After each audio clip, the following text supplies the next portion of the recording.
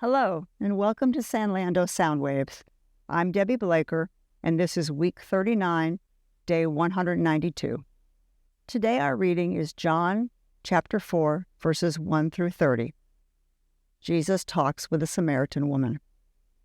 Now Jesus learned that the Pharisees had heard that he was gaining and baptizing more disciples than John, although in fact it was not Jesus who baptized, but his disciples. So he left Judea and went back once more to Galilee. Now he had to go through Samaria. So he came to a town in Samaria called Sychar, near the plot of ground Jacob had given to his son Joseph. Jacob's well was there, and Jesus, tired as he was from the journey, sat down by the well. It was about noon. When a Samaritan woman came to draw water, Jesus said to her, "Will you give me a drink?" His disciples had gone into the town to buy food.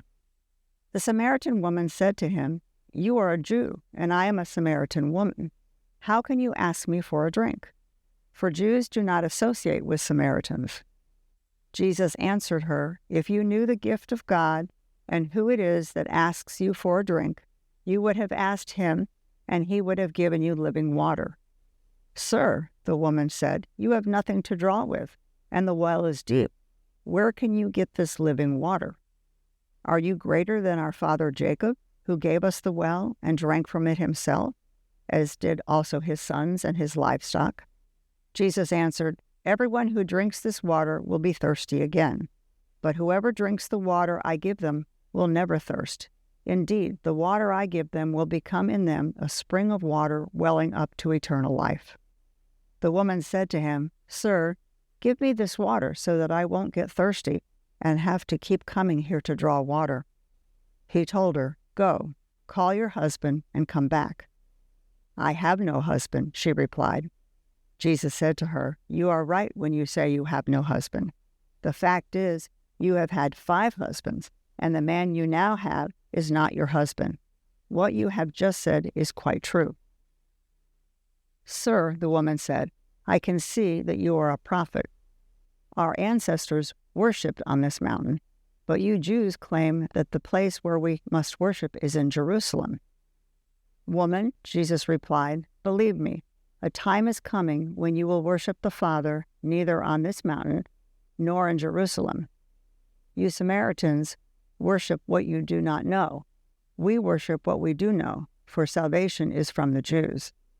Yet a time is coming, and has now come, when the true worshipers will worship the Father in the Spirit and in truth, for they are the kind of worshipers the Father seeks. God is Spirit, and his worshipers must worship in the Spirit and in truth." The woman said, "I know that Messiah, called Christ, is coming. When he comes, he will explain everything to us." Then Jesus declared, "I, the one speaking to you, I am he." The disciples rejoined Jesus. Just then his disciples returned and were surprised to find him talking with a woman. But no one asked, "What do you want?" or "Why are you talking with her?" Then, leaving her water jar, the woman went back to the town and said to the people, "Come, see a man who told me everything I ever did. Could this be the Messiah?" They came out of the town and made their way toward him. Now let's consider our 7 arrows, or 7 questions. Number 1, what does this passage say? Number 2, what did this passage mean to its original audience? Number 3, what does this passage tell us about God? Number 4, what does this passage tell us about people? Number 5, what does this passage demand of me? Number 6, how does this passage change the way I relate to people? Number 7, what does this passage prompt me to pray to God? Now let's look at the brief devotional about this passage on page 212 of our book, 7 Arrows. In Jesus' time on earth, no one would ever expect to see a Jewish man speaking with a Samaritan woman, much less a woman with such a colorful past. The woman at the well came in search of water, but the true need was in her heart.